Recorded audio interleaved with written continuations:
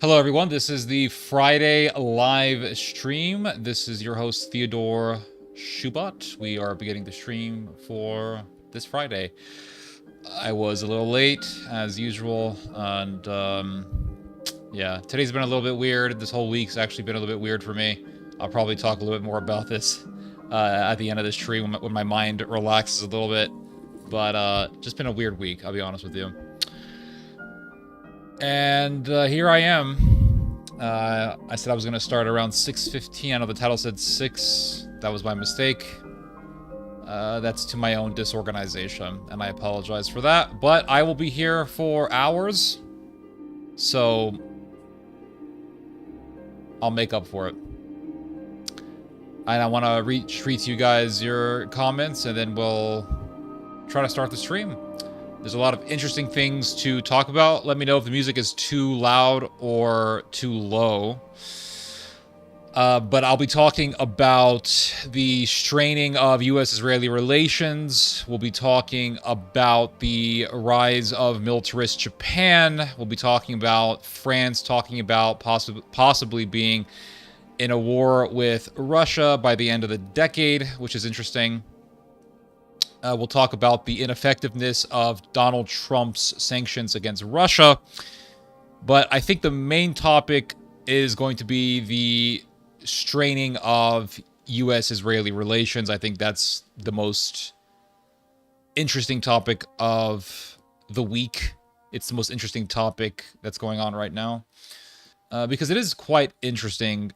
Supposedly, some official spoke to the media, some Donald Trump administration official spoke to the media and said that if Israel F's the deal, Donald Trump will F Netanyahu.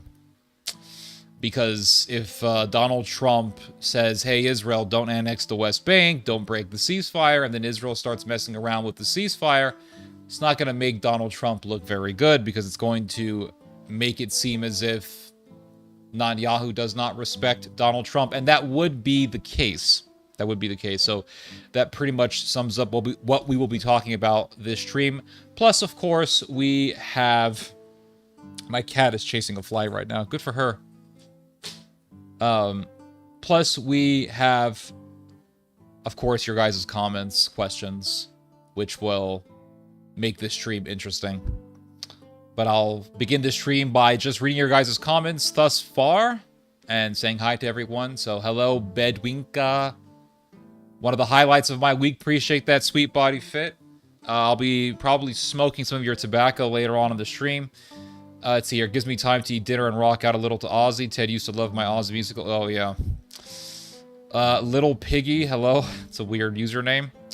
What's on your profile picture there? Is that a flag of some sort? Too long of a wait? I apologize for that cruel caption. Where's Mr. Shoebot? I'm here. Here I am. Had to take a shower. Sorry about being late by a few minutes. Great, gives me time to get some food. Yep. Here's the thing about streaming, guys. When I begin these streams, most of the people who listen to these streams aren't here yet. It takes time for the general audience of these streams to gather together, so to speak, in the chat, to start watching the stream. So everyone's a little bit late. I'm not giving myself an excuse, I'm just saying it's not that big of a deal.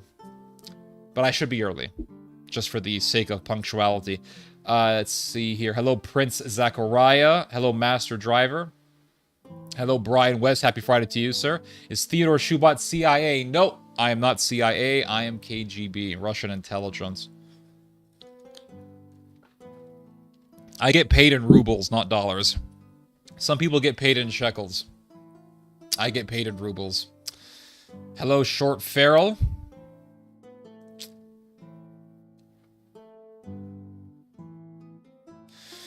Let's see here. Am I the only one that can feel evil is in the air nowadays and loose in the world? Nope. I feel it every day.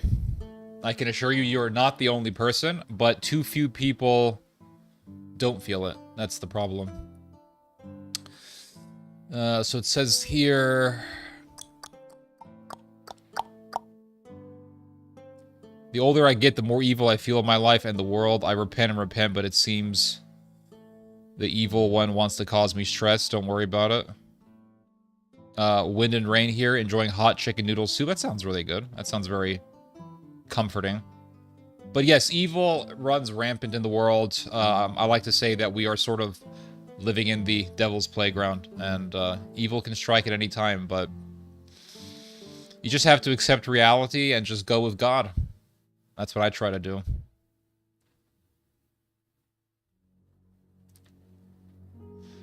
Let's see here. Allah Azza wa Jal will guide you. Oh boy.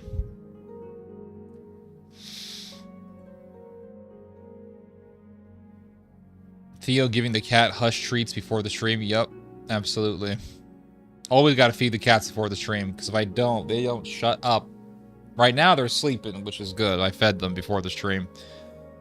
God bless you all. I'm new in this channel. Sam Shamoon recommended you. Appreciate that, Aneta. And I appreciate that, Mr. Shamoon. Mr. Shamoon and I and my father actually had a conversation. Not yesterday, but the day before yesterday. And we had an interesting conversation. And God willing, we will be on Mr. Shamoon's stream, I want to say next Thursday at 6 p.m. Central Time. So I will be... God willing, if it happens, my father and I will be speaking to Sam Shamoon live, and I will be live streaming the conversation on my channel, so you guys will be able to watch it on my channel, and it'll be fun. You were getting worried? I'm sorry about that. Jumped in just in time. Most people who listen to this stream do not come exactly on time. Most of you guys come in like, I don't know, 30 minutes after I start the stream. And I didn't really stream last week. My dad did most of the streaming, so I kind of took a break, I'll be honest with you guys. I was a little bit pissed off. I was a little bit pissed off last week, I'll be real. It was a depressing-ass week, I'm not gonna lie. Last week was depressing, this week was also freaking depressing. Because this week, well, it wasn't too bad, but this week, I ended up waking up with some bunion pain. And man, oh man, if you guys have bunions, if any of you guys have bunions, you know what I'm talking about. They're not excruciatingly painful, they're just painful enough to prevent you from doing any exercise or any strenuous exercise that involves your feet. So if you're not working out sitting down, then or if you're not doing something light like swimming or maybe going on some sort of a comfortable exercise machine, you really can't exercise. And exercise is something that I really enjoy doing, and I really couldn't exercise this week, and it sucked. I'll be honest with you guys, it really sucks. So here I am. Let's see, OBS wants to update the system. I don't know why. Go away, Mr. OBS. Let's see here. Nice to see you again. Last time I checked, you had 5,000, now 17,000. Yup, 17,000 subs, which means we are in the danger zone. We are in the danger zone. Which means, because if you have 17,000 subs, that means you have more enemies, and that means you have people reporting you to YouTube for some bullshit, and YouTube will take me down, but you could have some Israelis on YouTube expressing their fantasies about erasing Gaza and wiping out all the Palestinians, and they're totally... Let's see that video that I told you guys to mass report. Let's see if that video is still up. Let's see if this video is still up. Let's check this out, guys. How much you want to bet the video is still up? I get taken down for making predictions. Israelis can praise genocide and promote murder. And let's see if YouTube takes them down. Nope. The damn video is still up there. Still up there. I'm telling you guys, it's a freaking club. YouTube is a club. I don't give a damn what anyone tells me. All this bullshit about, oh, making YouTube a safe place for all audience members. And how there's a set of rules, and if you break the rules, then it's your fault. I didn't break no damn rules. I didn't break nothing. I never justified racism, violence, supremacism, none of the bullshit that YouTube said I did. Never. I made predictions about Israel's future, and all of a sudden... I'm a neo-Nazi, anti-Semite, evil, whatever. But you have these Israelis who are literally pushing genocide on YouTube. saying, "Oh yeah, we're gonna erase Gaza. We need to destroy Gaza. We need to push all the people out of Gaza, push all the Gazans out, ethnically cleanse them, and force them to live in Egypt." And Israel could, I don't know, fire rockets at Israel from Gaza to then blame it on Hamas, to then have a pretext to resume the slaughterhouse in Gaza, literally justifying and pushing for false flag attacks, pushing for ethnic cleansing, making sarcastic remarks about making Gaza into a parking lot. I mean, really? And I'm the one who gets taken out of YouTube? It's a club. That's what people need to understand about YouTube. YouTube is a rigged game. It's not a place where expression is 100% democratized. It's just not. It's not. This is what I believe. And I could be wrong. I could be wrong. I could be totally wrong. But this is my conspiracy theory about YouTube. I think this is how YouTube works. This is my suspicion about how YouTube works. So you start a YouTube channel, you're all excited, you have all these ideas in your mind that you want to express and articulate and tell people about. Goes back to what Thomas Aquinas said about how ideas work. You know, they stay in your brain, but then like water boils over out of a pot, thoughts boil over out of the mind through the spoken word. So you're going through that sort of phenomenon. You want to express your ideas, you get a YouTube channel, you get the username ready, got your camera, got your mic, maybe you got some piece of garbage Logitech camera, but it works, it's all good. Right, you got yourself a camera, and I got here a Heel camera, which is a Heel microphone, sorry, which is not a bad microphone, I'll be honest with you. I got this microphone in 2009. It's not a bad microphone. But let's say you don't want to buy a Heel, or you don't want to put in the money to get something like one of those Joe Rogan-looking Shure microphones that everybody gets. So you get yourself a blue Yeti microphone. It's not super cheap. It's not super expensive. It's right in the middle, and it works. You get yourself the Blue Yeti at Best Buy, and you are ready to go. You start the camera, boom, you start talking. Now, this is your first time talking in front of a camera, so you're doing a lot of ums and uhs and likes and uhs and little weird moments of silence when you're thinking about what you're going to say, or even worse than that, you are literally forgetting what you were about to say. Your brain goes blank. You got to turn the camera off, start back on, do it again, which means you got to do a whole bunch of editing. The video probably sucks, but you upload it anyway because this is your first time. You're going to suck no matter what. And you get some views, maybe you get one comment, and you're like, you know what, this ain't so bad. So you start thinking of new ideas to talk about on videos. Start making more videos. Do more videos. Pretty soon, you got 100 videos on your YouTube channel. You're talking about geopolitics, religion, you're talking about video games, whatever the hell you want to talk about, you're talking about. You're getting more comments. All of a sudden, you got, 100 subscribers. Maybe you got 200 subscribers. You keep going, 300, 400. And then all of a sudden you hit the big 1K, 1,000 subscribers. Oh man, this is great. You keep going at it, right? You keep making videos, you start live streaming, and you got 100 subscribers. Or sorry, you got 1,100 subscribers. Then you got 1,200, 1,300. Pretty soon you hit the big 2K.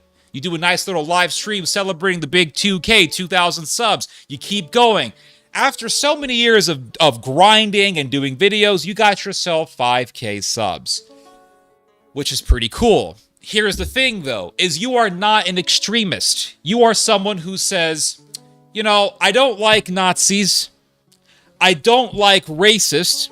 At the same time, I don't like the supremacism that is being expressed in Israel. I don't like the racism that's being expressed in Israel. I don't like what Israel is doing in Gaza, murdering people and sniping toddlers. Now, I don't like Hamas, but I don't like Israel very much either. Nick Fuentes is critical of Israel. I don't like Nick Fuentes. I'm not on either extreme point.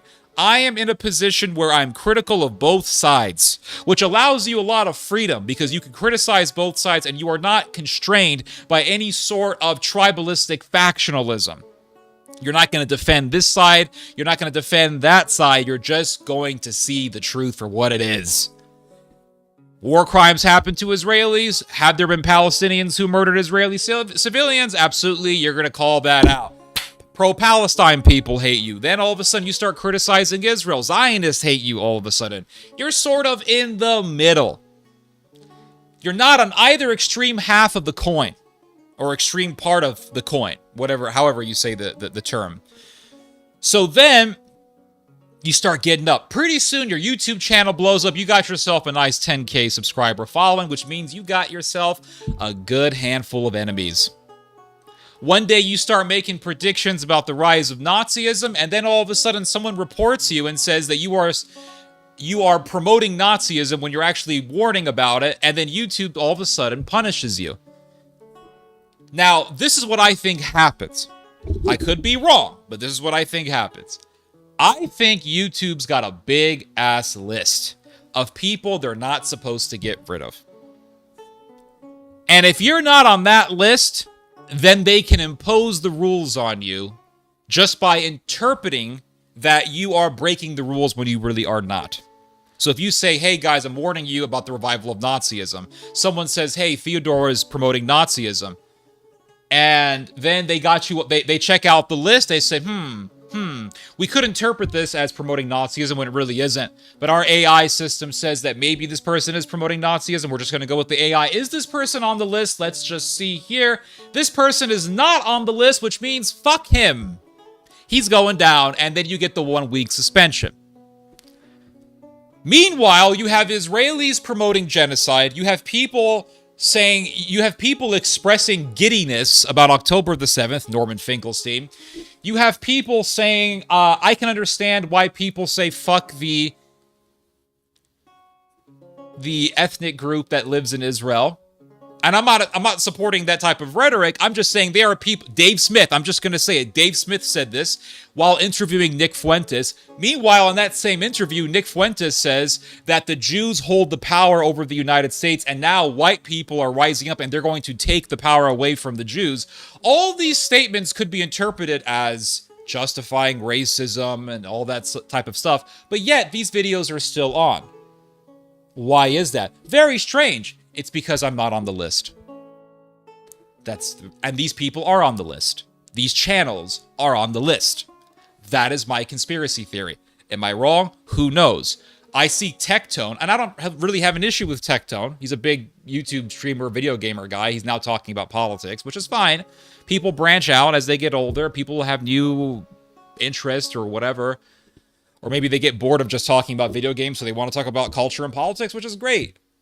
But, I mean, I see Tectone doing a video about black fatigue. Now, do I think that video should be taken down? No, I don't. But you could see how someone could say, I interpret this video as promoting racism because it's talking about black fatigue. And then YouTube could say, yeah, we do interpret this video as racism. We're going to take it down, but yet these videos are still on. You have Steve Crowder saying that white people have a lot of negative experiences with black people. Now, do I think Steve Crowder should be taken down for that? No, I don't. But my point is, we can see how these types of remarks could be interpreted by some assholes as racism. But yet, these channels remain, nothing happens to them. I wonder the fuck why. Because there's a club, and I ain't on the list. That's my belief. How else can you explain these videos garnering hundreds of thousands, if not millions of views, or at least 1 million views, and yet they're still on, yet my channel, which is a lot smaller than these other channels, gets taken down for not even breaking the rules? I mean, how do you explain that? There is a list. Once you reach 5K, this is my belief. Take it from someone who has ran 3 channels before starting this one. I had 3 YouTube channels before starting this one. I started my first YouTube channel when I was in high school. Amazingly, YouTube revived it back from the dead. You can go look it up, T Shoebot, if you want to see my videos from high school. My first YouTube channel was T Shoebot. My second one, I want to say, was Theodore something Shoebot. And then I did a third YouTube channel. I'm pretty certain I did a third YouTube channel. And for that third YouTube channel, I talked a lot about Germany, Europe, World War II stuff, and I had a lot of people, believe it or not, 98% of my audience, according to YouTube Analytics, was from Poland. Poland, I mean, if you looked at a map on my YouTube analytics page, you would see on the map Poland a big, fat, dark, fiery red color, which meant that the highest number of my audience members were watching me from Poland, which was very interesting. YouTube took that video down because I said, hey, this is what I think is going to happen to Israel. And I said this back in 2018 or 2019. And YouTube said I was promoting anti-Semitism, which was bullshit. And then my channel got taken out. Take it from me. Take it from someone who ran 3 channels before running this one. Once you hit 5K subs, you are in the danger zone. Mark my words, you are in the danger zone. If you ain't on the list, you're in the danger zone. Which means you have a lot of haters. You got people reporting you. I got haters watching me right now. 100% guarantee you that's what's happening. I got haters watching me right now. Some of them are probably writing on this chat pretending to be friends. Who knows? I don't know. But they're haters watching this channel right now as we speak. They're looking for anything that I'm saying. They're looking for anything that I'm saying that they could interpret as breaking TOS so they can report me. You're in the danger zone. And once you hit 5K, expect to start seeing strikes on your channel, TOS strikes on your channel. I went from 5K to 10K in a couple of days after the Charlie Kirk situation. Now it's 17K, which means I'm really in the danger zone, which means that there is a very, very likely chance that this YouTube channel is going to get a TOS strike again. Which is why I told everyone to subscribe to me on Rumble. Please do if you haven't done so. My username is T as in Tom, T Shoebot, no caps. That's my YouTube channel. That's my Rumble channel. I encourage everyone to subscribe to my Rumble account because there's a very strong chance that this channel is going to be deactivated or this channel will be terminated by YouTube. And then I'm going to be gone. If YouTube terminates this account, I will never return to YouTube again. I just won't. I'm sorry. I just won't be returning to YouTube. Though there will be no point because I will just be terminated again. And then it would be very obvious at that point that I am not a member of the club. So that's it. That's it. But that's my theory about YouTube. I think it's just a big club. Now this is what I think YouTube wants. I think YouTube wants extremists.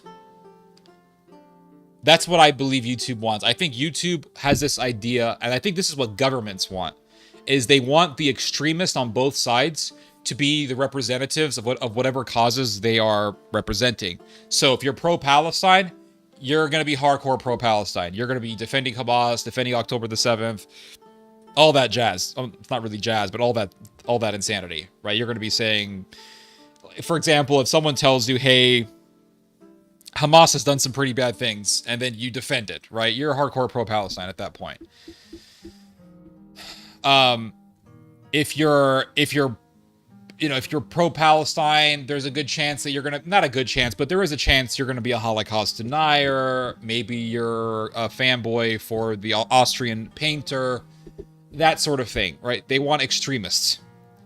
If you're pro-Israel, you're going to be pro-Israel all the way. You're going to be defending Netanyahu, defending Likud, defending war crimes, or covering up war crimes, or denying that war crimes have even happened. You're going to be doing all that sick stuff. What happens is you get people like me who come in and they say, I don't like this crazy Hitler stuff, and I don't really like Israel. Because I believe in justice. And I know damn well that you're not going to get justice for promoting Nazism. And I know damn well that you're not going to get justice by being a hardcore pro-Israel lunatic who's going to sit there and defend Israel no matter what. I believe you're going to have justice when you criticize when criticism is deserved. And when you point out the evils that are done by both sides, that is when you're actually going to be promoting justice. You're not going to be promoting justice by making excuses for war crimes and atrocities. It's just not going to happen. You're only going to foment more violence, more extremism. But that's what YouTube wants. So Dave Smith, I mean, I agree with a lot of the things that he says about Israel. Don't get me wrong. But he brings in just this weirdo, Nick Fuentes, on a show. The guy's a weirdo. I'm going to say it. The guy is a weirdo. And he's a Hitler fanboy. And he brings him on. Like, really? And he gets over 1 million views. And yet that's fine. on YouTube. So you bring in an extremist. YouTube's fine with that. You bring in some pro-Palestine podcasts like The Useful Idiots, brings in Norman Finkelstein. And Norman Finkelstein expresses giddiness about October the 7th. Basically giving excuses for killing Israeli Jewish kibbutzim. That's extremism. That video is still up on YouTube last I checked. Dennis Prager says I don't even want to say it. He says vile things about the Bible. Saying the Bible says, men, you could be just as happy with girls as you would with boys. 15-year-old boys. Guys, it's so fucking sick. That video's been up since 2017. I reported it here on this YouTube channel. I reported it to YouTube. And I said, this guy is saying vile things. Horrendously vile things. I'm mad just talking about it. That video is still up there last I checked. How can you explain this? What is the logical explanation behind this? Other than that there is a list. When Dennis Prager said those horrendous, demonic, vile things, he said them to Dave Rubin on the Dave Rubin YouTube channel. Dave Rubin YouTube channel, if you ask me, is some sort of an Israeli psyop. I don't give a shit when anyone tells me. I don't need proof. I don't need, where is the documentation that proves it's an Israeli psyop? If you have a massive YouTube channel that is shilling for Israel all day, you're an Israeli asset. I don't give a damn what anyone tells me. It's like when... Oh my God. It's like when... What's his name? Douglas Murray was sitting there touting himself as a journalist. I'm a journalist. I'm a journalist. I'm an independent thinker. And then he was arguing with Dave Smith and he said, but have you been to Gaza? Have you been there? Have you been there? You haven't been to Gaza. How do the English talk? The British talk Gaza.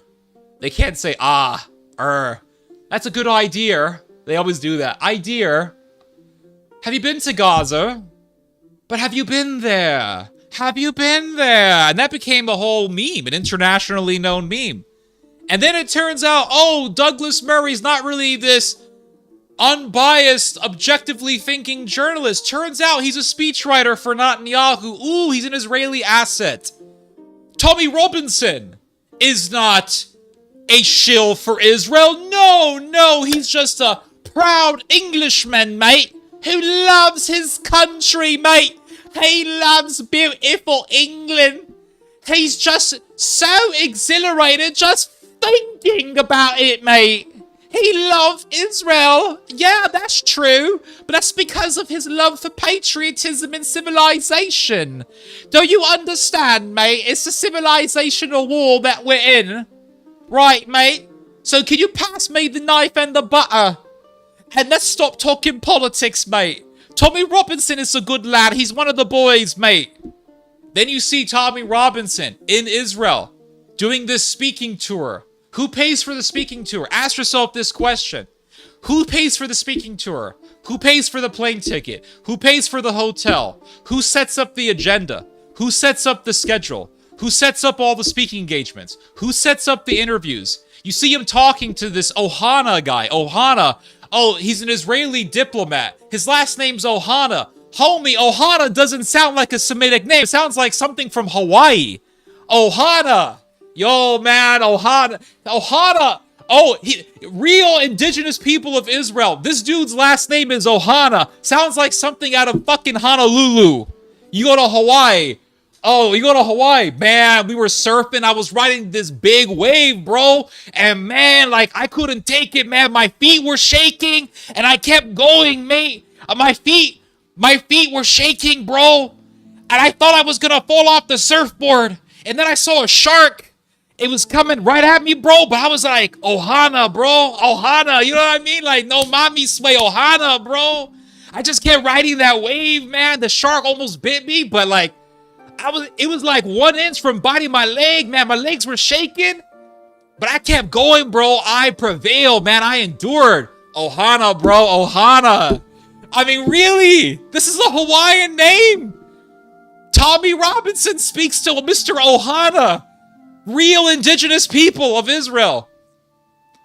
And the settlers are robbing shepherds of their goats. But the shepherds, man, they've only been shepherding the goats for centuries and generations. They ain't indigenous. No. Mr. Ohana, bro, he's indigenous, man. Think his great grandfather come from like Poland or something, bro. You know what I mean? Ohana, man, Ohana. So Tommy Robinson is talking to Ohana. And Ohana is a diplomat. How do you get a meeting with the diplomat? Who sets up the engagement? Who sets up the meeting? Who sets up the meeting? It's all set up. It's all set up, dude. It's all a giant freaking sham. It's all bullshit.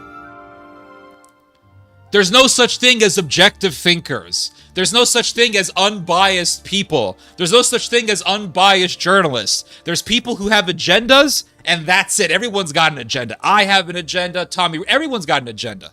Some people are just honest about it. I'm honest about it. Of course I got an agenda. But so you see Tommy Robinson talking to this Ohana guy, and Ohana's talking about World War II and all this stuff. And then I'll show you guys the video. I don't know if you guys ever saw this clip. I thought this was hilarious, guys. You got to watch this shit. You got to watch it for yourself. Ohana, bro. Ohana, man. Ohana. I just kept going, bro. I was riding the wave, man. Ohana, bro. Ohana. Freaking Johnny Tsunami level bullshit. Like, homie, seriously. Indigenous? Oh, yes, the great Ohana tribe from Israel. They go back to Abraham himself. Who believes this bullshit? I mean, let me see if I can find the video. Hold up. I should be able to find it.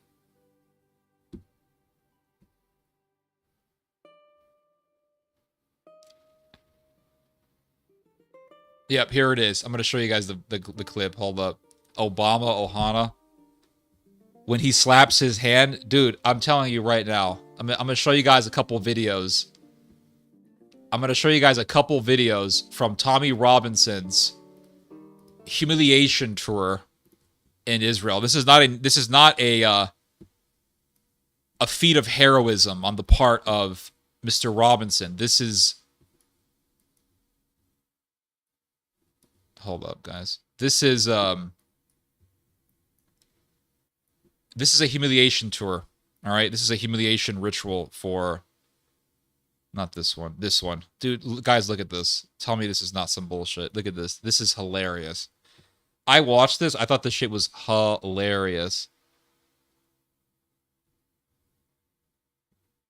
Let me see if I can make sure this is all nice and loud for you. I'll make sure the volume is up. Just watch this. Your leadership maintain the European, the Judeo-Christian values and the Western way of life that Europe enjoyed for so many years and the freedoms that we share? Or will they cave in? Because when the immigrants come in small numbers, they seek to assimilate. When they come in large numbers, they seek to dominate. What did I tell you guys before? What did I tell you guys in my video about this topic? Nationalism and the pro-Israel agenda and all this. Tommy Robinson is an agent of Israel. That's what Tommy cares. Who just cares for good old jolly England and St. George's Cross, mate.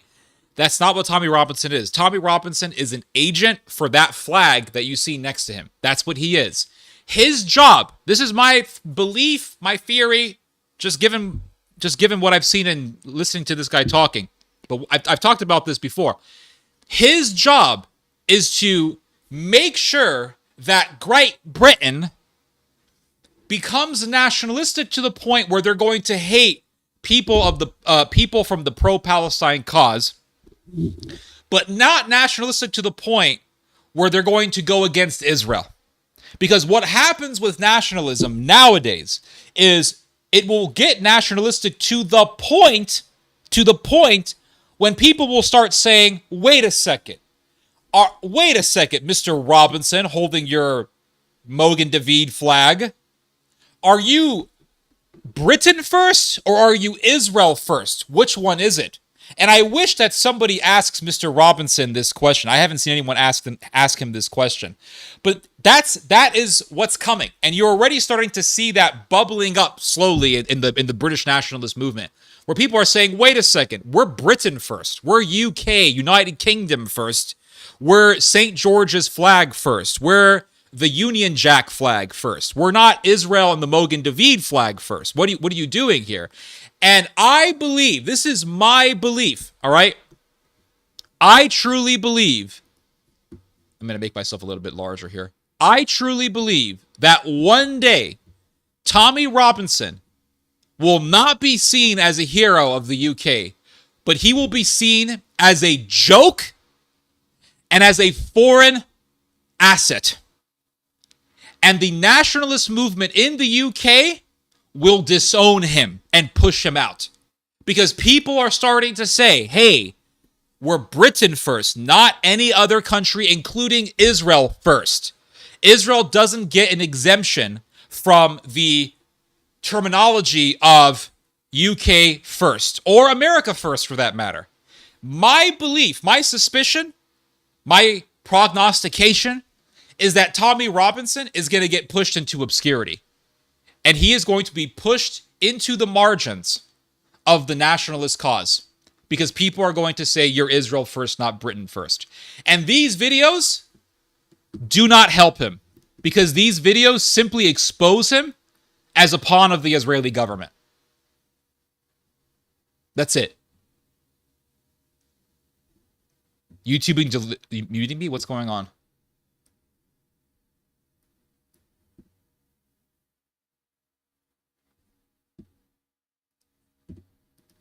What's going on here? Hold up, guys. Can you guys hear me? What's going on? I can hear me right perfectly well. Gonna get pushed into a nationalist cause. Something wrong with your audio, guys. I don't know. Maybe YouTube is sabotaging the channel. I have no idea. Who knows? Maybe Mr. Ohana got pissed off at me.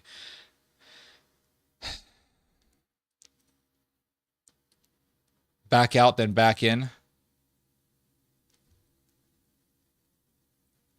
Can you guys can hear me?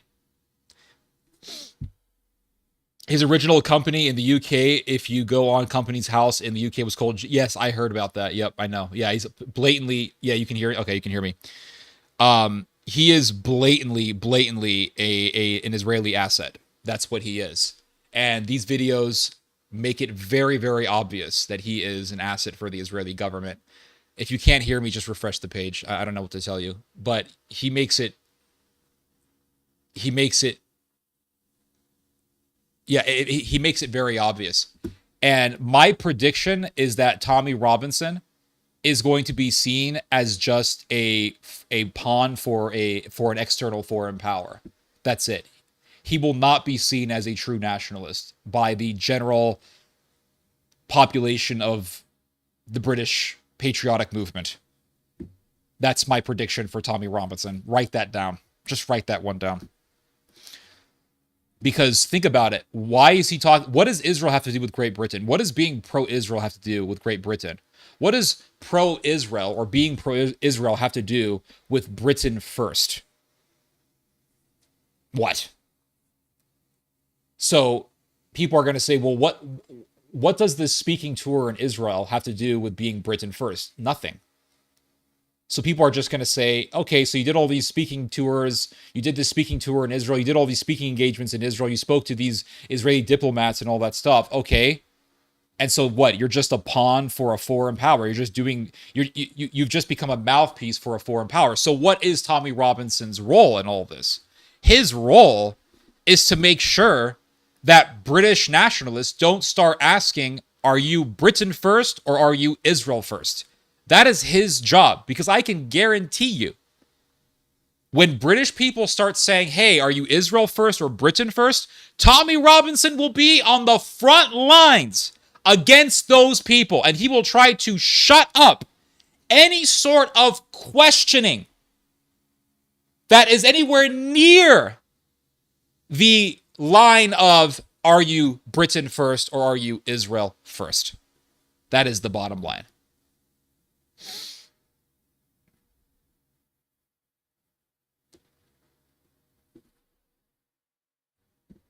So let's watch the rest of this video. Hold on.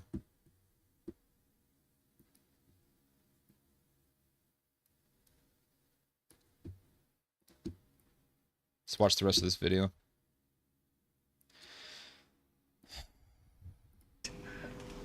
The question is, who's stronger? Who will win?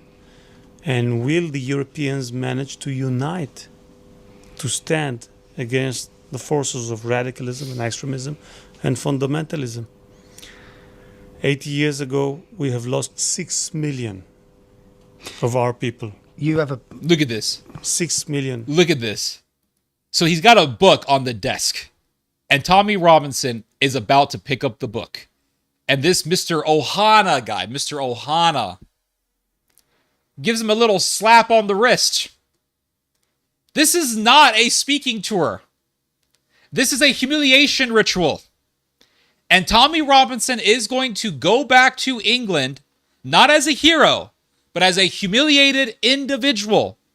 And the British nationalist movement will push him out. They will see him as nothing but a pawn for a foreign country and not a true British nationalist. Let's watch that again. This is pretty hilarious. Million of our people. you have a Oh, listen, Goy. I make the rules here. This is not your country. 6 million of our people. Not a true British nationalist, are you, Mr. Tommy Robinson? I don't see you saying, hey, mate, don't fucking touch me, you cunt. I don't see any of that. Where's all that hooligan pub talk here? I'm not seeing that here. I'm seeing a lot of submission. I'm seeing a lot of, I don't know, just really not expressing your true self or the self that you are presenting to people as your true self. I'm seeing a lot of really just submission. I don't know what else to say. This is a humiliation ritual. That's it. Men, women, children, elders.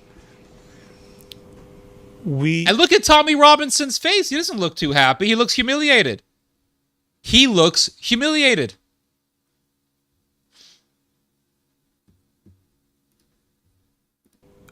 Are a people that remembers. We don't forget. What you see here on my desk, this book. I'm going to pick up the book, Goy. You're not going to pick up the book. I'm going to pick up the book. This is not your country. This is Israel. And here we follow Israel first, not Britain first. I make the rules here, Goy. That's what's happening here. And it's just a giant humiliation ritual that Tommy Robinson has put himself through. And he just looks humiliated. He looks like a child being reprimanded by an adult. This is a humiliation speaking tour. And I want to show you guys something else. Now look at this. Here he is talking to Rabbi Fleischer, Yishai Fleischer. Now this is, I did a video about this Fleischer guy last year. And I showed how, amazingly, Fleischer took this video down. But Fleischer did a video not too long ago in which he showed a video of a Norwegian nationalist verbally assaulting a pro-Palestine event in Norway. And I think he tried to rip the Palestinian flag away or something like that. And this Norwegian guy says, "Get the fuck out of here, Arab." And Fleischer played that video and he said, basically, I understand the anger of this man. We understand where this man's coming from. Making excuses for anti-Arab, I would argue anti-Semitic behavior, because Arabs are part of the Semitic family. Whether they want to act as if that's not the case or not, doesn't matter. But he was making excuses for that anti-Semitic behavior.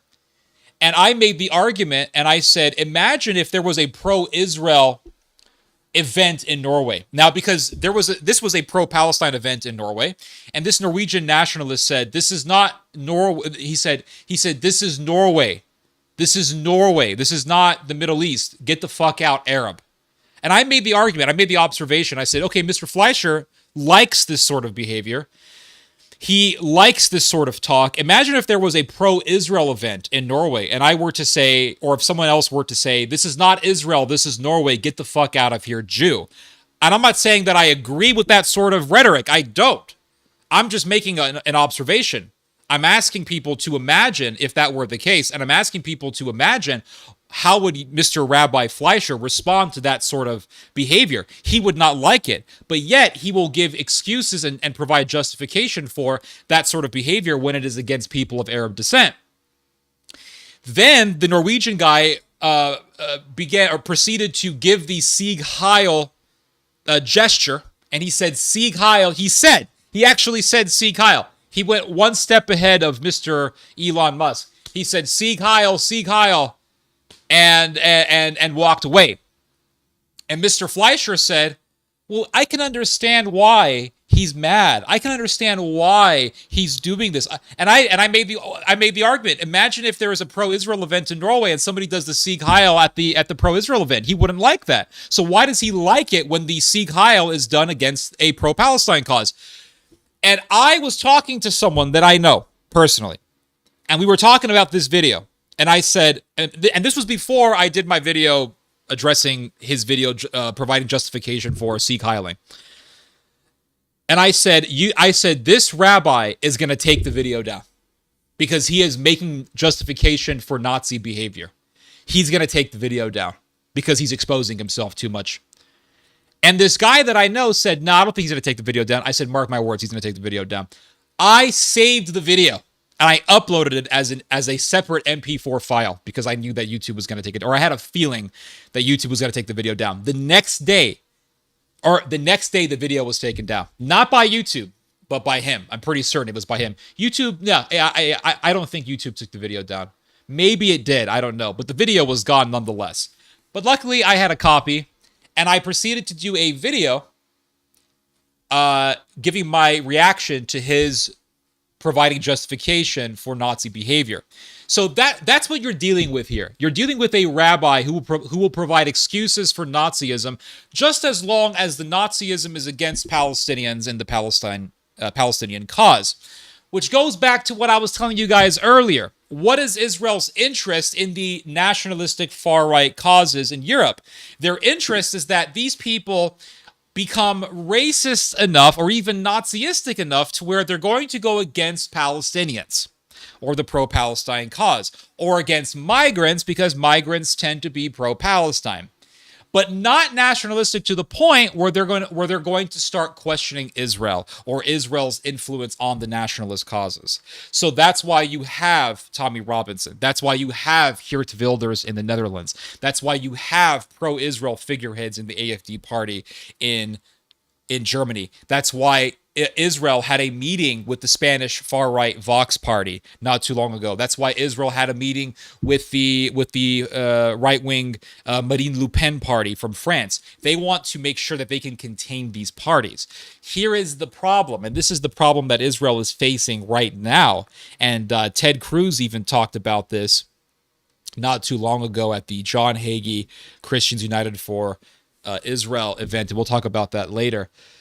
The thing about nationalism is that when it becomes a major event, when it becomes a major cultural movement, it will take a shape of its own, regardless of whatever types of external factors try to do to influence it.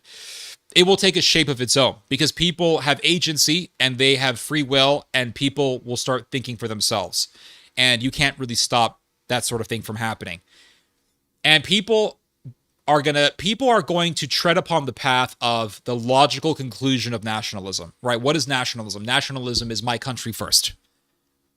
My country is the best country. I don't give a damn about your country. My country is the best country. Nationalism can take a very dark turn. We've seen this in 20th century history, and we're already seeing the fruits of this happening right now, growing right now. Regardless of that, when people tread upon the path of nationalism, they tend to take it to its logical conclusion, which is, if nationalism is my country first, then I don't want any external power or foreign nation to have any sort of meddling in my country. And Israel is not exempt from that. So they follow good old Tommy, and Tommy Robinson, he's not even using his real name. His real name is Yanksly Lenin, like Vladimir Lenin. And people are saying, well, this guy is not really Tommy Robinson. This guy is Yanksly Lenin. like Vladimir Lenin, the Bolshevik revolutionary. And he wants us all to be supporters of a foreign country. And he's going to this foreign country to promote this foreign country. So what's going on here? I thought this was about Britain and the concerns of the British people, not about the concerns of Israel. So the logical conclusion from that is, to hell with Tommy Robinson. That is the logical conclusion.